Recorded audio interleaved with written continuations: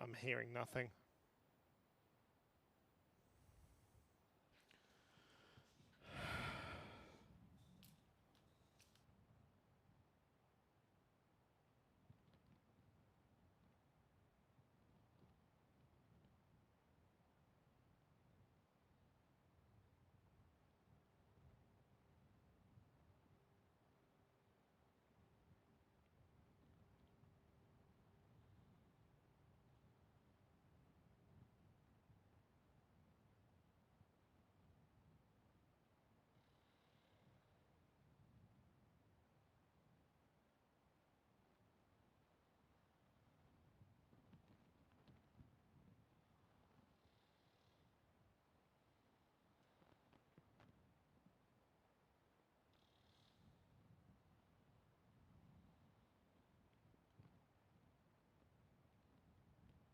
I can hear someone's mic, but no voices.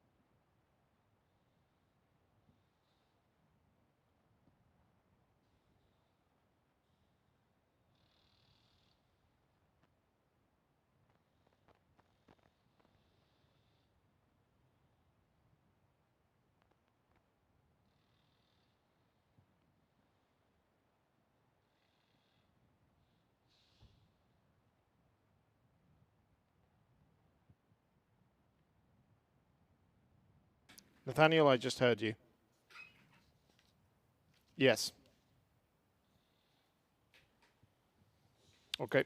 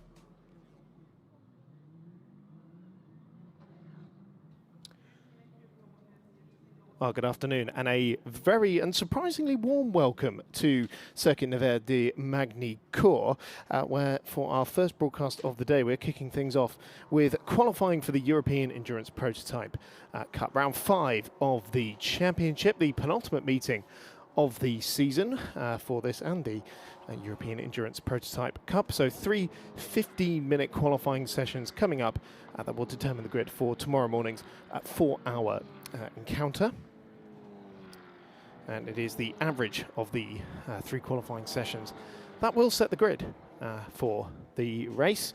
It is should be 26 cars, I believe, heading out for this session.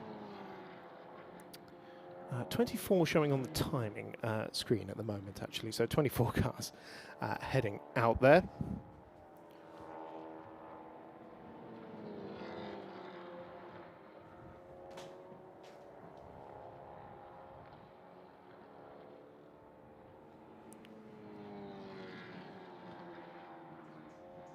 So what we usually see in these sessions is that teams will run their drivers in sort of reverse pace order, so long as they haven't got to run their bronze driver in 2 of the sessions, which for the teams with 2 drivers in their lineup, and if one of those is a bronze, then the bronze driver will have to do 2 of those sessions, and they can't do them back to back.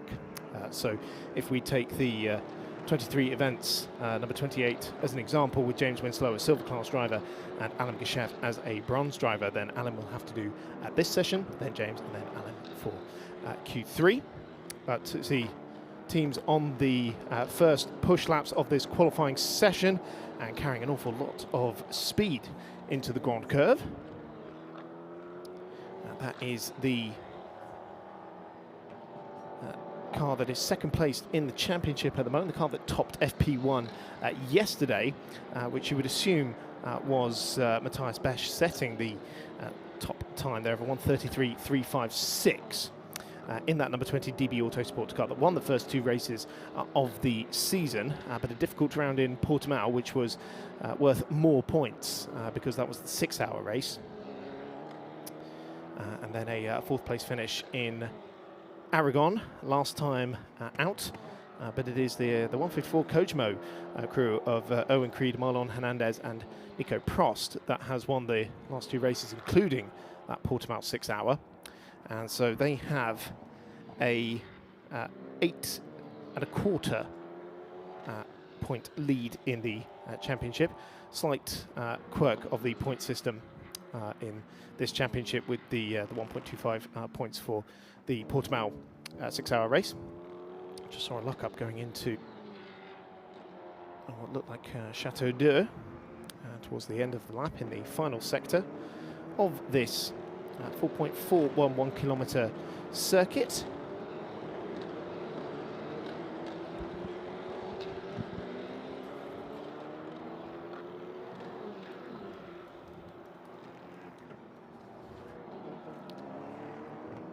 So that first few times coming through the ball, you see the number 8 Graf car having to round up the number 57. And so that would have been Jimmy Cho in the number 8 getting around Nicolas Chartier.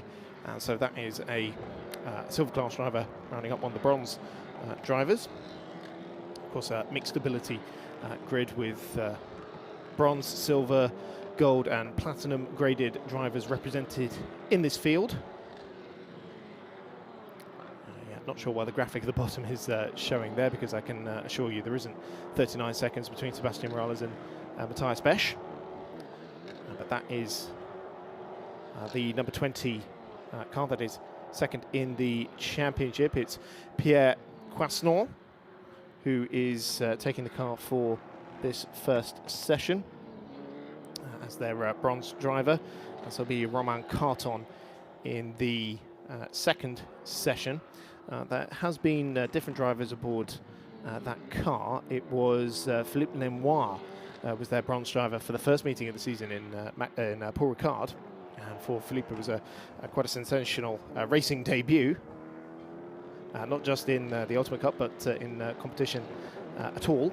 But since then it has been Pierre who has joined Roman and Matthias. Of course, Matthias very well known in the world of prototype racing, former LMP1 driver with Rebellion. But it is Danny Bunchu who is currently fastest in the 777 Lamo Racing run car. And slight change in the lineup for that car this weekend, which is Enzo Richer joins that particular crew, moving over from the sister number 17 car that he previously had shared with Carol Frisch and Frederic Morel. And the crux of that decision means that the number 17 is now an AM entered car with an all bronze lineup. See number 57 sister car from Kojimo, which is the pink and black car, another of the all AM cars, and it is Nicolas Chartier aboard that car for this Q1 session.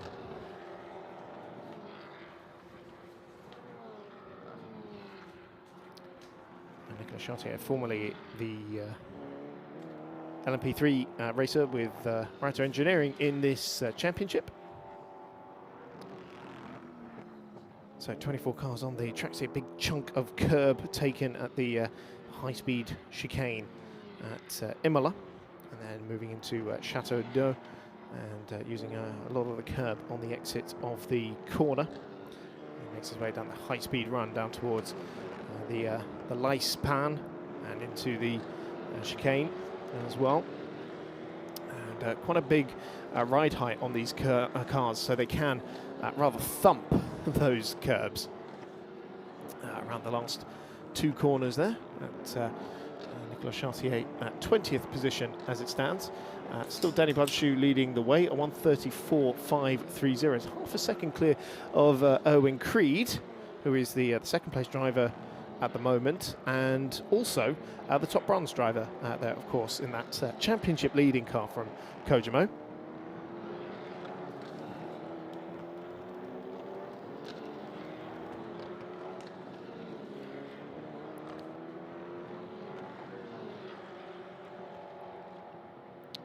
I believe we have some issues with the timing tower on the left-hand side there as well, which is not reflecting what I'm seeing on the timing screen. So I'll do my best to keep you abreast of what is going on in the session based on the timing screen.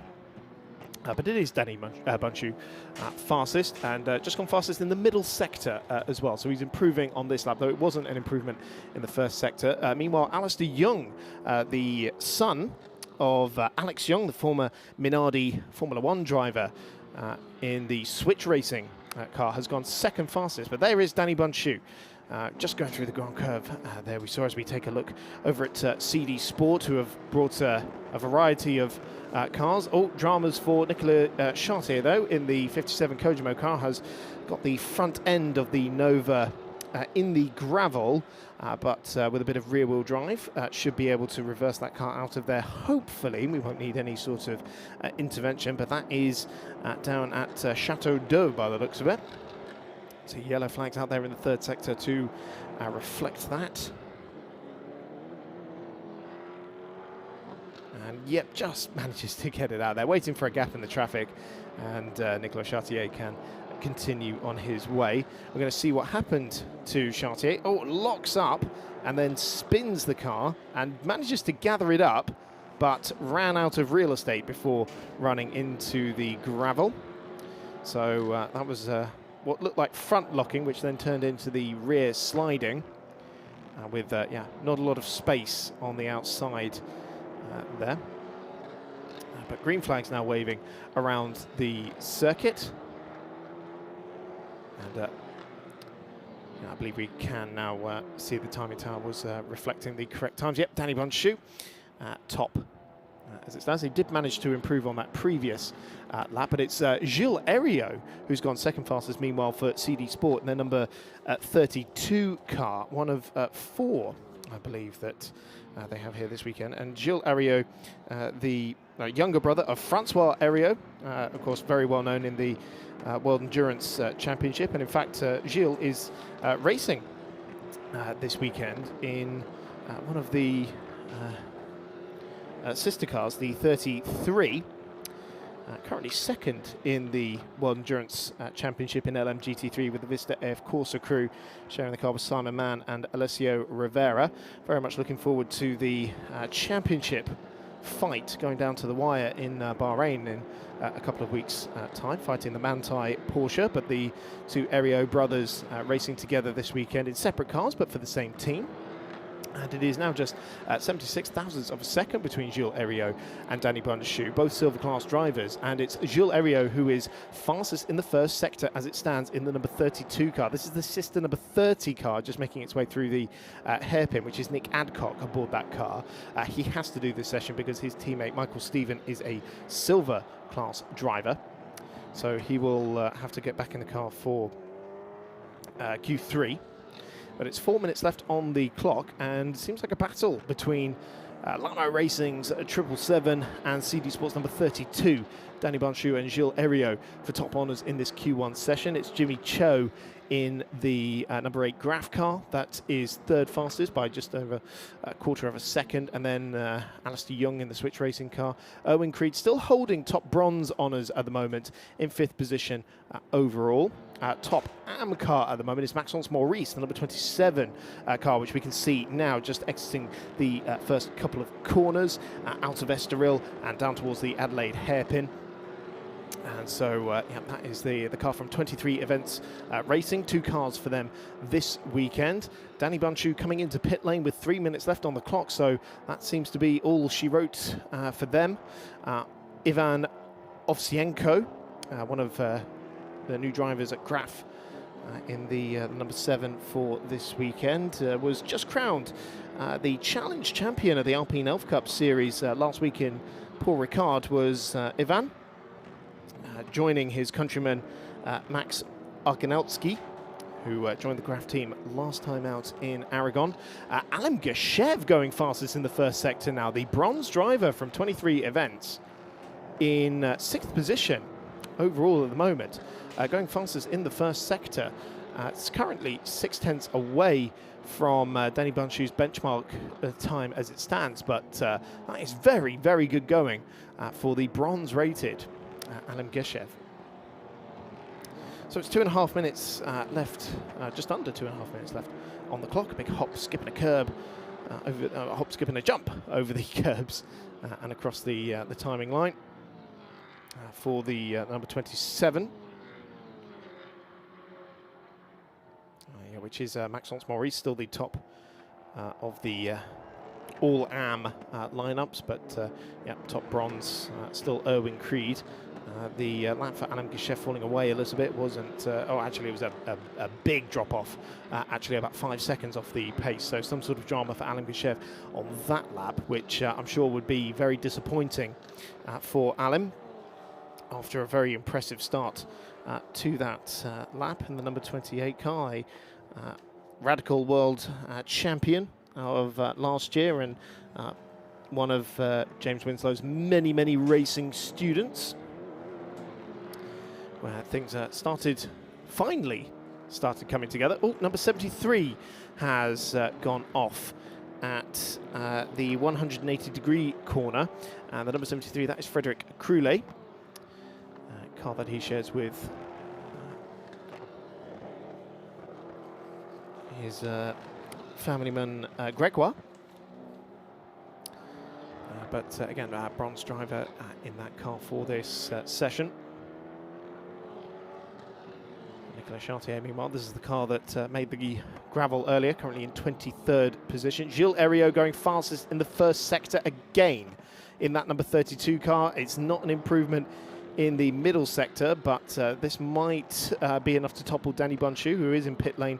Remember, Jimmy Cho also building up to a good lap here, a personal best, as it is for Belen Garcia as well. Oh, and now, speaking of the James Winslow car, that is Jimmy Cho, we were just talking about, so the JWR graphic kind of threw me off there a little bit, but that was Jimmy Cho just running a little bit wide on the exit of Chateau d'Eau by the looks of it. So that's the third place car, and that is going to ruin this lap. And Gilles Errieux has gone fastest, a 1:34.164 for the silver-rated driver, the younger brother of Francois Heriot, just as the checkered flag comes out to put nearly 4/10 between himself and Danny Bundschuh. Jimmy Cho, in the meantime, has come into pit lane, and that is a great effort there from Gilles Heriot, the number 32, topping this session. But they do have one of their bronze drivers still to come in this session. We can see what happened to Jimmy Cho, and he very nearly made the barriers there as well. So did well to just about avoid any kind of incident that would have had much more dire consequences for this qualifying session, damaging the car right before the checkered flag. We just saw a glimpse there as well of the 95, which I haven't mentioned yet, actually, but the 95, the Sisselcom racing team joining us for this weekend. I believe they're also out in the Kennel GT Endurance Cup for later on as well, but that's Gwen Delormier, Enzo Calderas and Sean Canavé aboard that car. And it is Gwen Delormier, their bronze driver, who's just taken part in that session. 11th fastest for Gwen Delormier, who was previously a teammate to Nico Prost at CMR in the Ginetta G61 last year.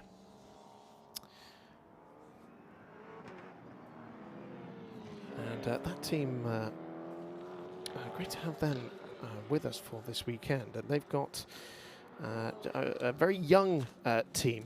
They're only started competing in 2024 and expanding now into this championship, and hopefully might turn into a full season effort for 2026.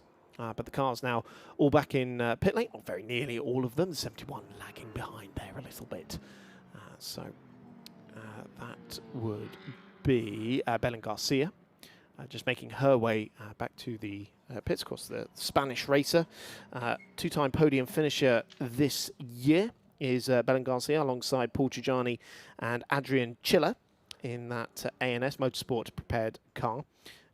Two podium finishes to start off the season. Haven't quite been able to reach those same heights in the last two meetings of the season, but hopefully with a clean weekend, they will continue to fight for those podiums. And so it is a brief pause as Gilles Heriot tops Q1 with a 134.164.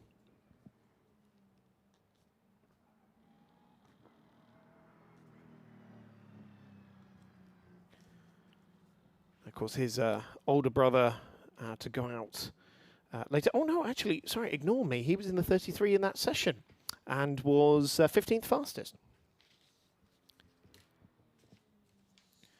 So the Heriot brothers taking to the track together in that session, as Nick Adcock just makes his way back into the pit lane. So it's Gilles Heriot from Danny Bundschuh, Jimmy Cho with that very close call towards the barrier. Belen Garcia for NS Motorsport, then Alistair Young for Switch Racing. Erwin Creed, the top bronze driver in that session, in 6th position.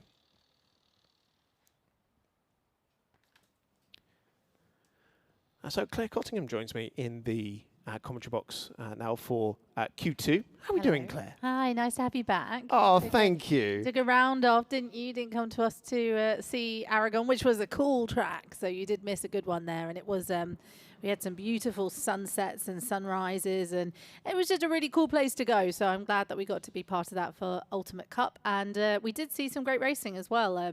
So I'm looking forward to seeing what happens this time round in Magny, especially as we've got no rain on the horizon in theory, which I'm told in this region of France is quite rare. So well, flashback to 12 months ago. I know, you had to remind me. I've got the memory of a sieve, so I absolutely had no idea. But actually went and looked back at a couple of old pictures, and I was like, oh, it was quite damp.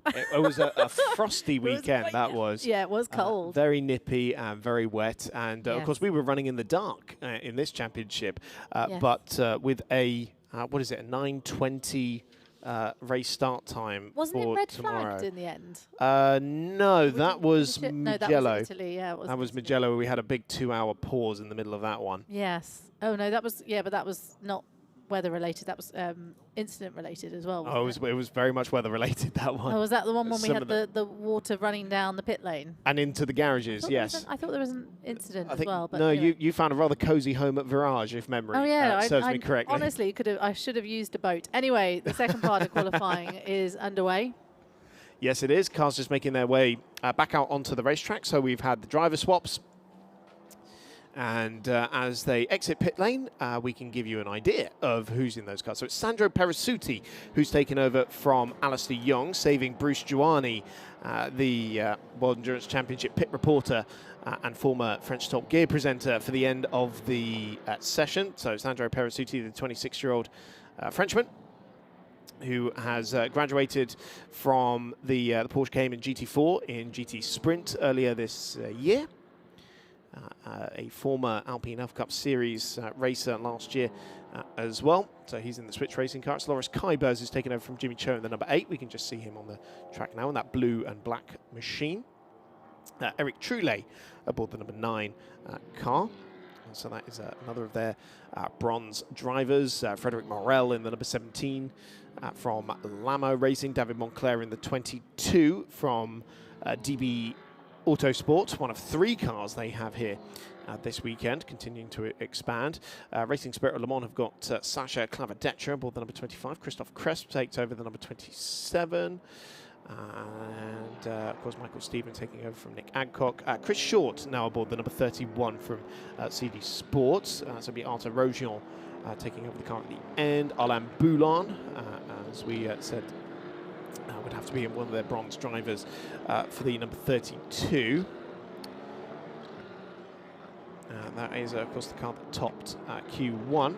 So this is Sandro Perissuti, the Switch Racing car. Of course, it's been a very steep learning curve. The first year of circuit racing for Switch Racing that had previously been known as a motorcycle stunt squad,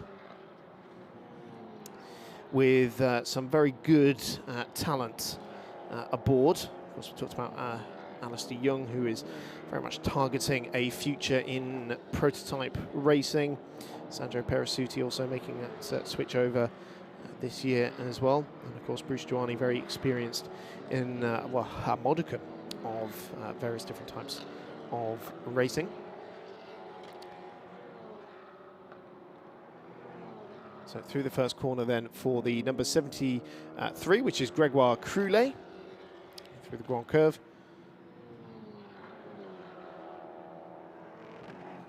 The bronze driver aboard that car from A&S Motorsport, very well represented in this category. 2 Graf cars line astern here, so that is Eric Troulet leading Loris Kybers, one of the fastest drivers in the field, if I were to put that mildly.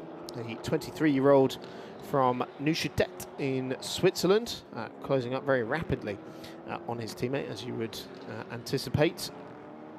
A qualified watchmaker repairer is Loris Kybers, currently taking a bachelor's in watchmaking microtechnology, but coming to this championship from the Monoplace series, the Formula Renault 2-litre champion a few years ago, before joining the Formula Regional squad. An ex-sim racer making his way, but now that is the 555 car in the gravel at turn 3, so that's Estoril. That is a fast bit of the racetrack to go off. And so who is in that 555 car? It's Denis Callon in that car, spinning up those rear wheels, and has somehow managed to find a little bit of traction. Can Denis make his way out of the gravel trap under his own steam? Finds a little access road. Yes, he can. Very well done, Denis Callon there. But yeah, that is a very fast bit of the racetrack to end up off the road, but no need for any red flags or full course yellows to get that car recovered. Denis has been able to do it of his own accord. So not the ideal start to the session, of course, for Denis, one of the top runners. Oh, no, look at all that gravel coming out of the back of the car. But yeah, Denis, part of the outfit that has done extremely well in the All-Am championship. Of course, it's different championship standings for the what's called the ultimate category.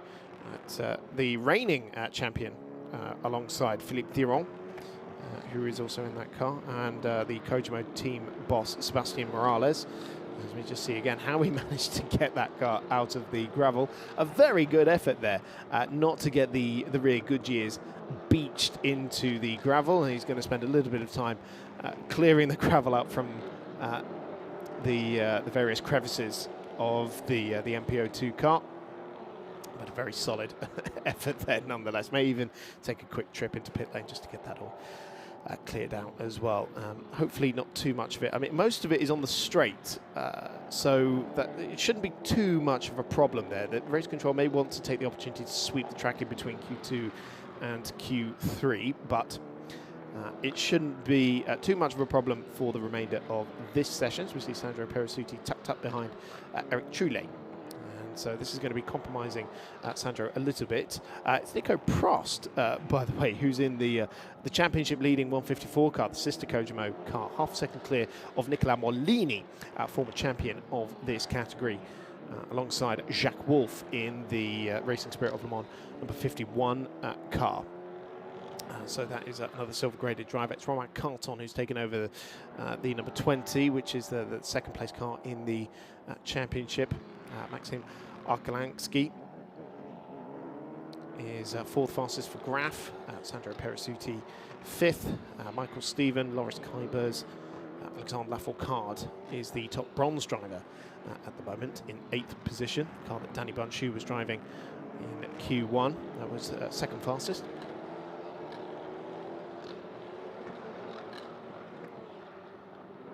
Coming up to about halfway through this session already, very nearly.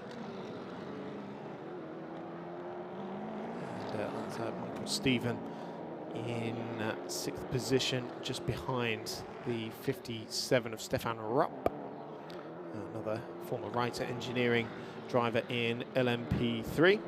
It's a bit of a queue forming up there as well, because you've got the sister number 32 car, Alain Boulin, which is another of the bronze drivers. And the Frederic Morel driven car is currently third in the AM category. Flying through the Nürburgring chicane. It's a very high speed section of the racetrack.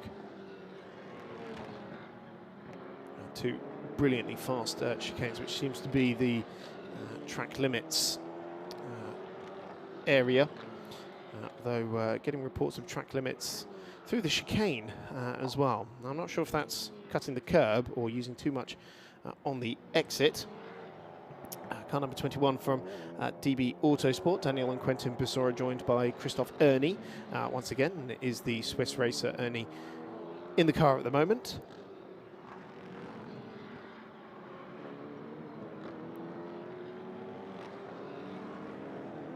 21st at the moment is Christophe Ernie.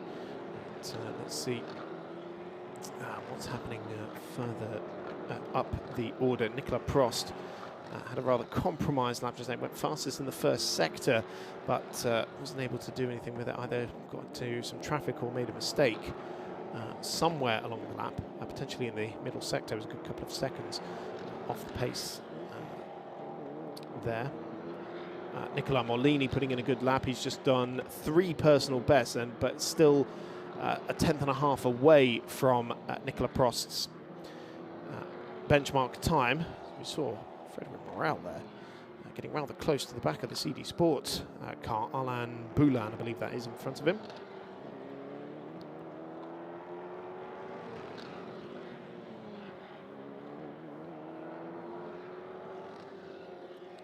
Christophe Cresp, meanwhile, goes fastest of the AM runners into 8th position overall. Christophe Cresp, the owner of the 23 events team, formerly co-owner of the MV2S squad before splitting the start of this year, creating his own race team.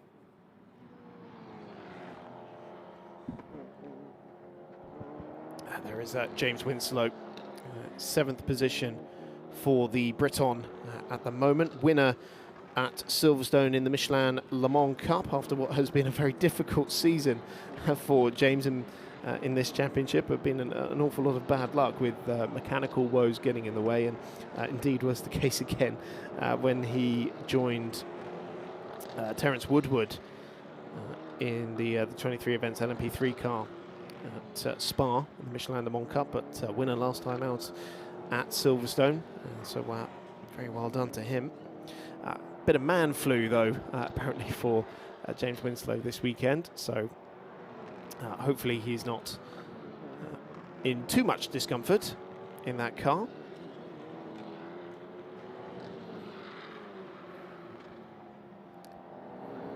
Just put in a personal best there, but still about a second off the pace of Nico Prost.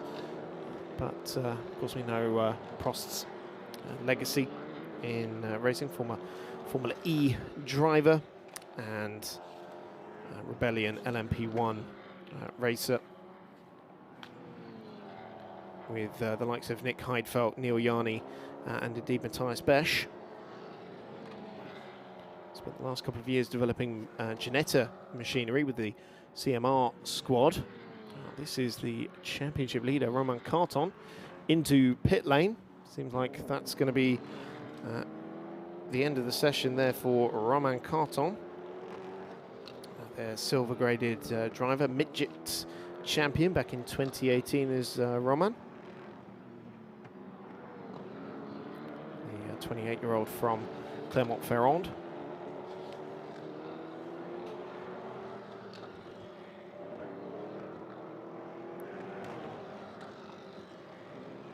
Also into the pits is Maxim Arkhamansky.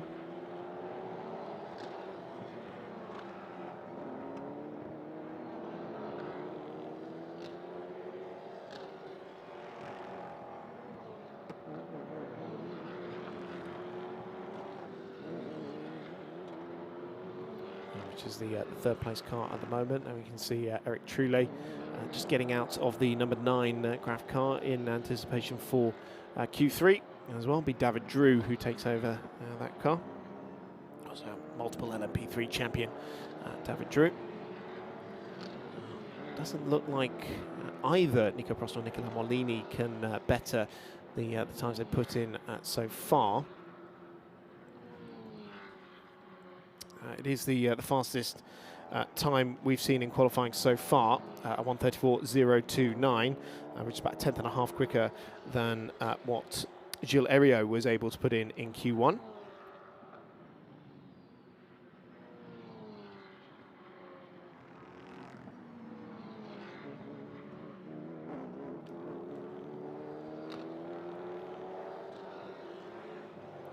So it's 2 minutes to go in this session. 777 car making its way through. Alexandre Lafourcade, that's their bronze driver. And then, yeah, the 21, Christophe Ernie we were talking about earlier. Personal best coming in for Michael Stephen for CD Sport, also for Sandro Perisuti and Loris Kybers. I'm sure Loris will be a little disappointed to be down in 8th position at the moment. Top 4 in this session now, all in pit lane, so they've called it a day on this session. So, yeah, Prost, Morlini, Arkhamansky. Actually, no, sorry, Michael Stephen just going up into 3rd position now with 2 personal bests in the 2nd and 3rd sector, 1:34.610. It goes to within 6/10 of Nicolas Prost. Michael Stephen, of course, sharing many accolades with Nick Adcock, a pair that have been racing together for many, many years now. Won the European Le Mans Series Championship a couple of years ago together, alongside Gaël Julien with RLR M Sport in the LMP3 category. But beyond that, winners in the Asian Le Mans Series for many times as well, and winners of the Kyle Army 9 Hours as well.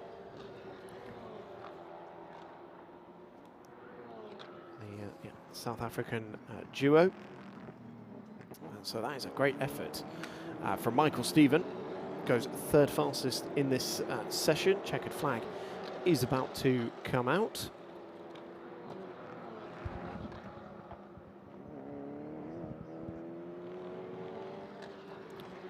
And in fact, there it is. So it will be Nicolas Prost, fastest in this session.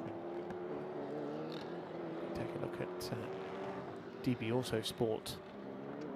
That's the championship leading number 20 car. And so it will now be Matthias Besch who takes over that car, being able to commit to more races than initially anticipated. The gold-rated Swiss-French driver. Currently running in the ELMS LMP2 Pro-Am Championship for TDS with Clement Novalak and Rodrigo Sales. Of course, it was a very impressive pole position for Matthias Besch at the 24 Hours of Le Mans and the TDS squad this year. And they'll be looking to take the fight back to Kojimo Racing, two teams that have probably adapted best to the Goodyear tyre for this year. We had the switch over at the start of this year, and indeed the switch of compound in the middle of this season as well, which I think Kojimo have rather enjoyed. But nonetheless, it's been a very impressive campaign from both squads so far this year. So a slightly different points tally for Romain Carton and Matthias Besch, because Matthias did not do the Portimao round, and Romain Carton only got the finishing points for that one. So it's a quarter of a point, which is normally a half point, but it's the Portimao 6 hours, so it's the 1.25 points. So there is a quarter point difference between Romain Carton and Matthias Besch, but I think for the sake of argument, we will consider them both on the same tally, just for the sake of speaking. So let's run through that order then. So it's Nico Prost topping that session with the fastest time of qualifying, a 1:34.029,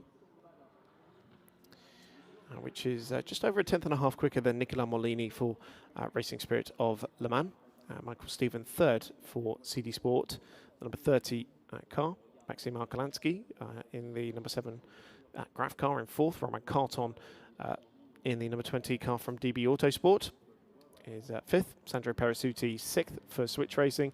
Loris Kybers for Graf in the number 8 car. James Winslow for 23 events. The number 28 car in 8th. Sasha Klavedetcher for the sister Racing Spirit of Le Mans car, the number 25 in 9th. Christoph Cresp, the top bronze driver and the top AM car as well in the second of the 23 events. Cars, the number 27. Adrian Chiller and Alexandre Lafourcade, another pair of bronze drivers for ANS and Alamo Racing respectively, just behind him. Sean Canivet in the number 95 from Sisselcom, having a very good debut. Sean Canivet competing in the Funyo Championship with the Sisselcom team, and won his spot on this team by being the highest placed driver at the previous round of the Funyo Championship in Zandvoort. And the same honour will be given to whichever of their drivers finishes best at Le Mans for our Paul Ricard finale. And for their final round in Nogaro, it will be the best two drivers who do a private test during the off-season. But of course, joining Gwen Delamet and Enzo Calderas, who will be taking over the car for Q3, the Ligier European Series winner of this year, Victor on debut. But hasn't been at the last two rounds, the 19-year-old Frenchman. So it'll be good to see what he can do. Former French F4 racer, only in his second year of car racing. So it's the 33 that has won the race to the end of pit lane there, which should be Charles Visser, new driver for this weekend, another of Nick Adcock's latest finds from South Africa. Running in a Polo Cup champion from a couple of years ago, but got his first experience in the Nova a few weeks ago at Kyle Army, where he broke the lap record alongside Nick Adcock and Michael Jensen. His first time racing here in Magny Cours. And not a total stranger to European racing, as he did do the Porsche Sprint Cup Southern Uran Championship at the start of this year. Familiar with Porsche machinery in the South Africa Endurance Series, but only his second outing in the Nova. And actually, the way the pit lane works here, it's actually the championship leader that's been able to beat CD Sport out into the pit lane. So Marlon Hernandez leads them out of pit lane. The young Frenchman, engineering student. Back to school now, as we're into that time of the year where everybody's settled back into their studies, particularly many of the younger drivers, not just here in the European Endurance Prototype Cup, but also in the Formula Cup especially. So Marlon with clear real estate ahead of him, looking to lay down a benchmark as he squabbles for position in the early stages of this Q3 session. I can assure you it is 14 minutes left on the clock, despite what the graphic up top says.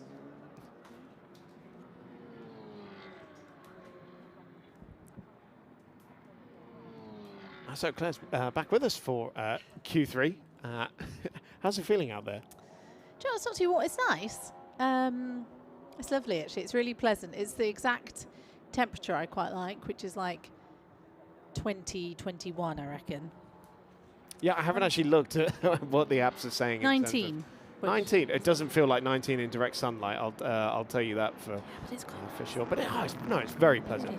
Very pleasant. Bruce Joani is back, which is nice to see. Yes, he is. So I saw him at lunch. Great hair. Yes, he certainly does have brilliant hair. A great head of hair, of course, juggling his various commitments, including as the pit reporter for the World Endurance Championship. But yeah, great to have him with us again in what's been a big project for Switch Racing this year. A bit of a close call there between Jonathan Thomas and the number 7 Graf car, just as he came out of pit lane with the car in front of him. Jonathan Thomas back with the Graf team, having started the year at CD Sport, but continuing with the French squad. So just building up to the first flying laps of everyone through the first sector so far. It's David Drew in the number 9 Graf car that has gone fastest. No real surprise there. The gold-rated driver, the 2024 Le Mans Cup champion alongside Adrian Chiller. A very shiny bronze driver. Marlon Hernandez returning the serve in the second sector, though, as he's gone fastest through there and about 3/10 quicker than what David Drew was able to do. They were very evenly matched to the 10th, actually, in the first sector. So it's advantage Marlon Hernandez. Enzo Calderas, meanwhile, goes fastest in the middle sector in the Sisselcom car. Now, that would be a turn-up for the box if Sisselcom, on their debut here in this championship, were to top one of the sessions. We've got a yellow flag out in turn 12, though. That is at the Imola chicane, a very fast part of the racetrack. Can't see anything on the track map, probably because it's already been cleared. So it was a very brief interruption there, but Marlon Hernandez goes over the line at 1:34.026 for the championship leader. What's David Drew got in return? It's only third fastest, actually. Very poor final sector. I wonder if he was caught by the yellow flag there, because he's 2 seconds off the pace. And indeed, Enzo Calderas also having to slow down there an awful lot. In fact, I think the only driver who managed to get a decent time in there was also Alexandre Cunaud in the number 8 Graf car. So that yellow flag at turn 12 playing havoc with many of the drivers' laps there. And so we'll get a much clearer indication on this second flying lap. The number 7, Jonathan Thomas, still in a bit of traffic here. He's behind the Switch Racing car, Bruce Joani, and flashing the headlights and now deciding he's going to back off a little bit, but actually gets in the way of the Sisselcom car, the number 95 Enzo Calderas, which probably compromised him a little bit into the 180-degree corner. That's the championship leader off the road, Marlon Hernandez, with a big moment on this lap.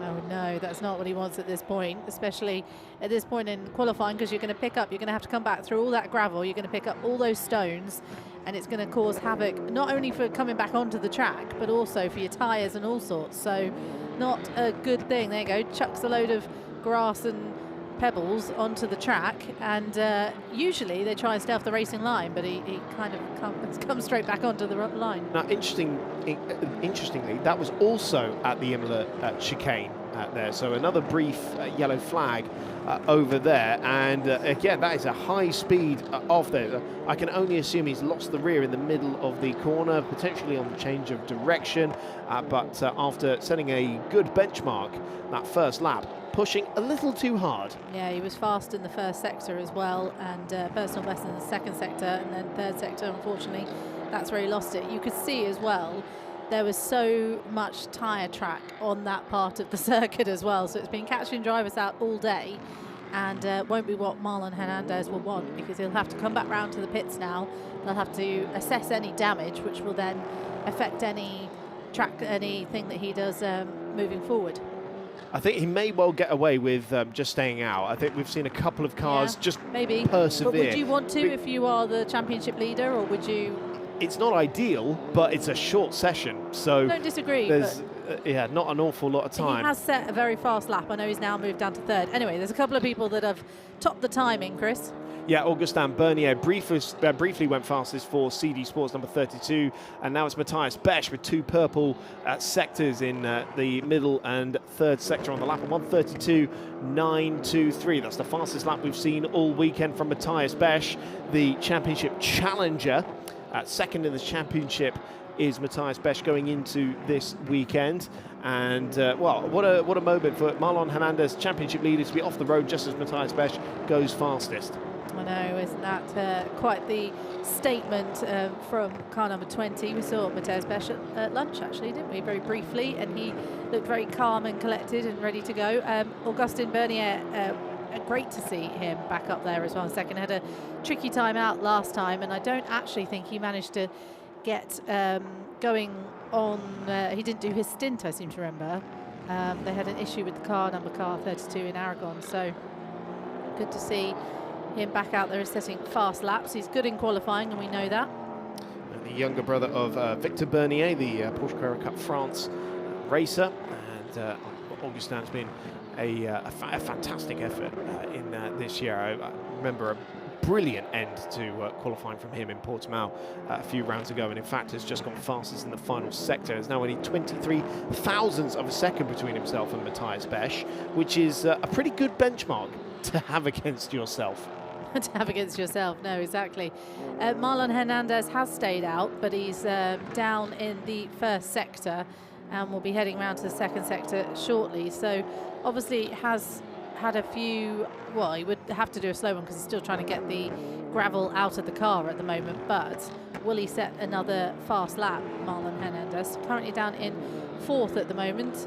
Obviously it's not how you see it now, it's a collective amount to work out who pole position is, so it's the three fastest lap basically all calculated together. Go on, you're going to look like you're about to say something to me. Oh yeah, the average of the three. That was literally what I was about to say. Then they average them, but yes, so that's why we have the three qualifying sessions. So Hernandez now down to fifth fastest. Of course, Nico Prost topped the session with that car in Q2. Augustin Bernier finding a little bit more time in the first sector, and Matthias Besch finding more time in the middle sector as well. Purple again there for the Swiss-French racer. So we'll see if he's able to improve on that 1:32.923 that he put in a few moments ago. Already only 6 minutes left on the clock. David Drew, meanwhile, third fastest for Graf Racing. Arthur Rojon in the CD Sports number 31 car. They're having a very good session with two of their cars inside the top four. Hernandez 5th, as we mentioned. Enzo Calderas, the number 95 car, they are having a great debut, it must be said, in this championship. And their first race with this car as well.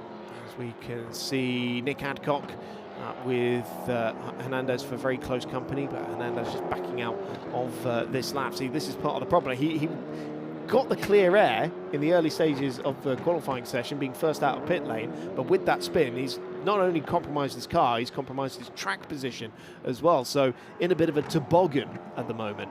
Yeah, not what you want to see. We've seen such consistency from those three in the 154. You were talking about Marlon Hernandez, weren't you? Sorry, I suddenly panicked that you weren't there. But we saw such almost straight something out of a songbook we saw in Aragon. They were so together and they worked really well as a threesome. And now, unfortunately, Marlon Hernandez, who is he's a young driver, he's a silver driver, but he's got a lot of experience under his belt. He'll be frustrated at that, I'm sure. And I don't doubt at this point that we'll see, a fast time in general from them. But he is one of the faster of the drivers. Erwin Creed, who's his teammate, is not the fastest. He's the slower of the three. Like we say, it's the average for pole position, so it could really hinder their pole position chances. Another car off there. Yeah, someone's just kicked up the grass on the entry into the Adelaide hairpin.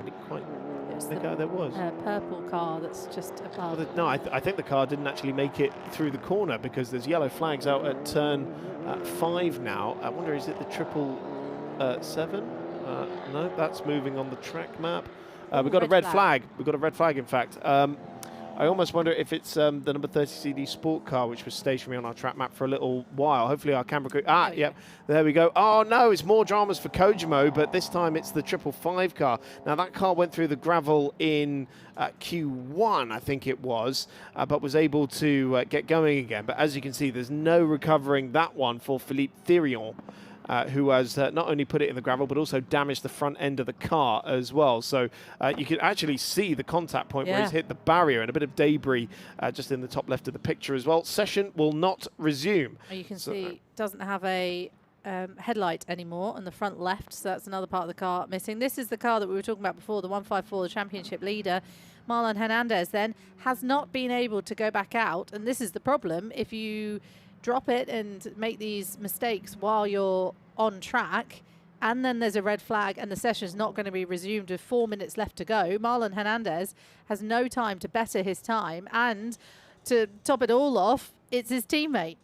Yeah, it's the sister car that's brought out the red flag. There you can see some remains of NPO2 in the grass there. So Hernandez will have to hope that Nico Prost's efforts, where he topped Q2, will still give them a good starting position. Erwin Creed was quite quick in Q1 as well. And it's not the end of the world. He's still 5th fastest in this session, but 1.1 off of the pace of Matthias Besch, though. So that is certainly less than ideal, for sure. So Matthias Besch fastest in Q3 for DB Autosport. It is CD Sports number 32, Augustin Bernier 2nd, Graf's number 9, David Drew 3rd, CD Sports number 31, Arthur Rojon in 4th. And the championship leader, Marlon Hernandez, 5th fastest. Top bronze driver was also the top AM car, which was Maxence Maurice in the 23 events car, number 27. Good to see Philippe Thirion just getting out of the car. There, of course, we don't really know the size of the impact, but I'm sure hitting a concrete barrier is never a pleasant experience. Of course, he would have been scrubbing off speed at that point of the track anyway, into the slowest corner on the circuit. Who else did we have in the amber? Adrien Yvonne in the number 72 from ANS Motorsport, and then Quentin Bassora in the DB Autosport number 21 car was 3rd fastest of the AM runners. We did not see Alexandre Cuno, I believe, in that set. Yeah, no time for the number 8 Graf car. So that car is going to be starting at the back of the grid, because if you don't set a time in one of the sessions, that automatically puts you at the back. Had a bit of bad luck, that car number 8. There's always been a few issues with it over the season, and it's always been car number 8 that's had these problems. Yeah, it's been a season of what-ifs for that crew, because they've shown an awful lot of speed but have been incredibly unlucky in terms of their reliability as well. And, of course, we don't know the reason why Alexandre Cuno didn't make it out onto the racetrack for this Q3 session, but nonetheless, that will be a back-of-the-grid start for not setting a time in this session. It was 3 minutes and 51 seconds left on the clock when we went to red flag, but we've already had confirmation the session will not be resumed, so that is qualifying completed. I think car number 8 in Aragon had mechanical issues, so maybe they've still got a few gremlins left over from that last time out. And now we just wait for the maths to be done and work out who's on pole position for the race that gets underway tomorrow morning, nice and early at 9:30 here at Magny in the middle of France, middle of nowhere, really. I quite enjoy it. It is rather in the sticks. Yes, I know. Isn't it? You sort of look around and there's not really much sign of civilization around you. Well, you've got more here than we had at Aragon, I'll tell you for free. That was even less civilization. It was incredible, though. So the cars all then being put back into the garages, and they will get ready then and go racing tomorrow morning, which will be bright and early, 9:30. So do join us local time, 9:30. And we're looking forward to seeing what the weather's going to be like tomorrow as well, because this morning it was a little bit foggy as we came in. So hopefully we'll see no delays for that. And we'll work out, who's on pole position. Yeah, just to give you a rundown, if you're keeping an eye on the Ultimate Cup live streams on YouTube throughout the day, qualifying for Ultimate GT Sprint Cup due to start at 5:40. Might be a slight delay in the programme now because of those red flags. Race 1 for the European Sprint Prototype Cup at 6:35. And then race 1 for Ultimate GT Sprint Cup is 9:25. This is all local time, of course. And then we go to the grid for the European Endurance Prototype Cup. This championship tomorrow morning at 8:55 for a 9:20 lights out. 4 hours of racing with 24 of these Nova MPO2 cars, and the championship battle continues between Kojimo and DB Autosport, with 23 events still in the mix after their podium finish last time out. Might need a little bit of help from their rivals in order to keep the championship alive towards Le Castellet, but nonetheless, something we're very much looking forward to. And of course, one thing we haven't mentioned as yet, Kennel GT Endurance to come tomorrow. They're qualifying tomorrow evening at 9 p.m. For a 10:30 race start on Sunday. And of course, we also have the Ligier Formula Cup to come as well. All 3 of their races are on Sunday. In fact, that's going to be a very busy day for those drivers.